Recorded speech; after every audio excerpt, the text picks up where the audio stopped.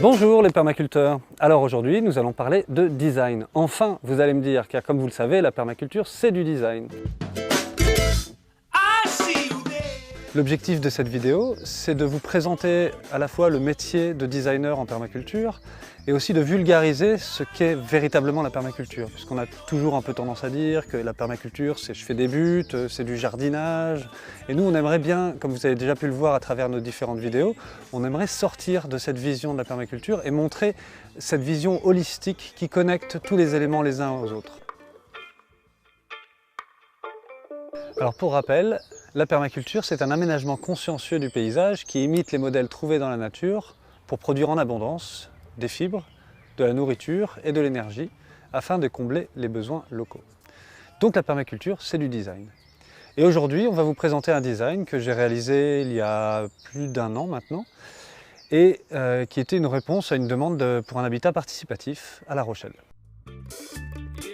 La commande c'était qu'on a en gros 18 logements. Pour ces 18 logements on a 700 mètres carrés de terrain et donc il fallait proposer un terrain qui puisse avoir une multitude de fonctions pour ces 18 logements.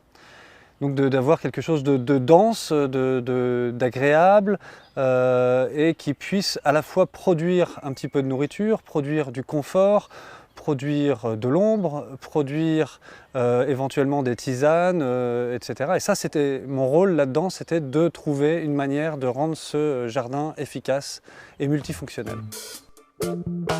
Un design c'est un terroir et c'est des gens. Je vais récolter un maximum d'informations sur le terrain, sur le climat, sur la topographie et sur la localité pour ensuite sortir les opportunités du terrain, les contraintes du terrain et ça va énormément m'aider à prendre des décisions. Parce que moi je vois souvent les contraintes comme une aide à la prise de décision et en fait je cherche les contraintes des gens, je cherche les contraintes du terrain, de la localité et avec ça je mets des limites au design que je vais pouvoir réaliser. Et ensuite je vais creuser le plein potentiel des envies et des besoins des personnes et de ce qui est réalisable sur le terrain. Et quand on réalise le design pour soi, il va bien falloir se connaître soi-même parce que parfois c'est peut-être ça le plus compliqué. Ici, je n'ai pas eu besoin de cerner une personne, j'ai dû imaginer qu'il y allait y avoir 18 occupants qui allaient vivre ici et qu'ils allaient avoir envie à la fois de s'isoler, à la fois de se rencontrer et donc de créer un jardin qui permette les deux à la fois. Envie de se rencontrer autour d'une excuse qui peut être la production agricole, que ce soit le jardin ou le verger, mais aussi tout simplement la découverte de la nature, la découverte de certaines plantes. Chaque arbre des haies a plusieurs fonctions, donc on a essayé de choisir des plantes qui donnaient envie d'apprendre à les connaître. Elles attirent aussi différents insectes, donc on peut... Enfin, ce jardin, on pourrait passer 20 ans à l'observer, je pense qu'on apprendrait toujours des choses. On a aussi choisi des arbres qui produisent des fruits, des baies, qui ont différentes couleurs à différentes saisons, des fleurs différentes à différentes saisons. On a essayé de mettre un maximum de chance de notre côté pour que ce soit à la fois esthétique, fonctionnel, productif et que ça ramène plus de nature sauvage aussi à l'intérieur du terrain. Alors ici on a essayé de planter un petit verger, un peu symbolique, mais malgré tout il y a 4 arbres fruitiers, 2 pommiers, 2 poiriers, avec 2 variétés de pommiers de la région, donc de Rainette de Saintonge et de la Rainette de La Rochelle, que j'ai eu du mal à trouver. Et puis 2 poiriers Williams, un Williams jaune, un Williams rouge, ce qui permet d'avoir des bonnes poires juteuses aussi à la belle saison.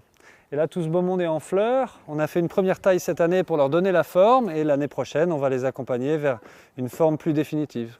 Quand je suis arrivé ici, c'était du remblai. Le terrain, c'était un gros tas de remblais de cailloux qui étaient liés à la construction du bâtiment, qui a été transformé en talus pour ensuite avoir une partie plane et avoir un peu différents reliefs sur le terrain.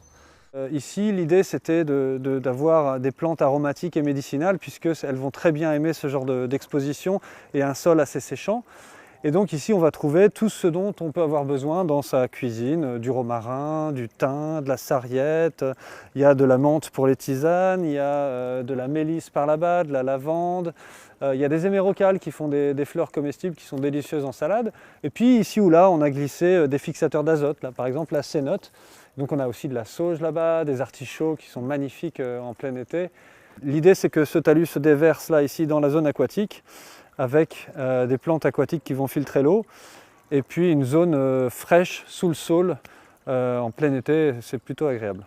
Alors mon idée pour répondre à la demande, c'était de proposer un jardin où on retrouvait différents écosystèmes. Donc il y a un petit côté aquatique avec une mare et sa petite zone de marécage. Il y a un sous-bois, donc on est légèrement ombragé avec des bouleaux. Il y a une partie verger sur fond de prairie où l'herbe ne sera pas tondue régulièrement, mais on va laisser l'herbe monter pour permettre aussi aux insectes d'apparaître. Toute la biodiversité n'apparaît dans les herbes hautes qu'à partir d'une certaine taille des herbes. Et puis une partie potager qui est assez rationnelle puisqu'on a choisi un potager surélevé qui permet aux gens plus âgés de ne pas avoir à se baisser, éventuellement un accès handicapé, mais aussi surtout très rationnel puisqu'on a c'est un potager en carré, ce qui permet de travailler avec un manuel, la culture en potager en carré. Et ça, les habitants de Vibrato, ils ont une association et ils s'organisent pour gérer à la fois les déchets, donc tout ce qui est compostage, ils s'organisent pour gérer le jardin, donc que ce soit l'entretien, la taille des arbres, l'entretien des haies, mais aussi le potager. Ce qui fait à nouveau de l'agriculture ici un vecteur de lien social.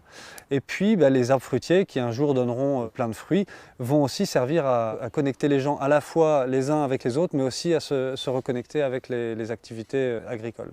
On se croise entre voisins régulièrement et on se parle du jardin. On a regardé le sol évoluer jour après jour et on en parlait entre nous. Donc on est tous intéressés par l'évolution en fait, des plantes. On observe quand on n'a pas vu, on dit à un tel, tiens regarde ça c'est en fleurs. Donc on est dans un partage de l'évolution du jardin. Et l'été dernier on a fait un petit peu de légumes. On s'est pris un peu tard mais on a fait quelques légumes. Mais bon, on les a partagés.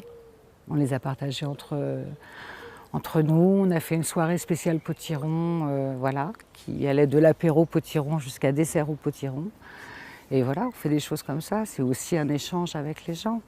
Donc là, près des terrasses des habitants, on a installé les petits fruitiers. Donc là-bas, il y a des groseilles à maquereau qui piquent, qui sont hors des chemins.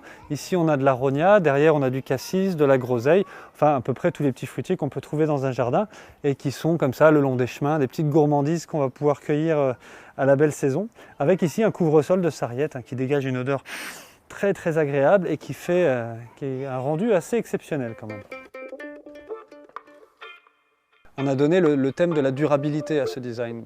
Et le thème de la durabilité, il est représenté à la fois par le parcours pied sec, qui est un parcours infini, donc le symbole de l'infini, ce qui permet de déambuler sur le terrain sans avoir l'impression de tourner en rond, et aussi qui permet d'accéder aux différentes ambiances, donc le côté sous-bois, passer dans le potager, ensuite passer dans le verger, passer sur le talus un peu plus méditerranéen, parce qu'en plein soleil et avec des plantes aromatiques et médicinales. Donc. Et puis le symbole de la durabilité, il est aussi dans ces bouleaux qui fournissent aussi l'élixir de longue vie, la sève de bouleau, qu'on va prélever à la première lune montante au printemps.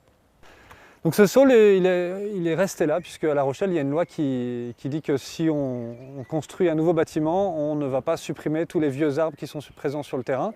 Et donc ce sol, il est passé à travers les âges, et il était présent avant. Et donc évidemment, pour les travaux, il a dû être taillé. Alors on a fait revenir un élagueur qui lui a fait une taille un peu plus propre, mais qui permettra d'avoir un arbre mature, qui fournit une ombre agréable sur cette petite place du village, où les gens vont pouvoir se retrouver, faire un petit barbecue au bord de l'eau, etc. C'est un endroit qui restera très agréable en été. L'utilité du design, c'est justement de créer des endroits où on va pouvoir mieux vivre, éventuellement moins travailler, mais ça ne veut pas dire pas travailler, puisque ce n'est pas ça le but. Le travail, c'est aussi un peu l'hygiène. On ne cherche pas à la permaculture, ce n'est pas rien faire.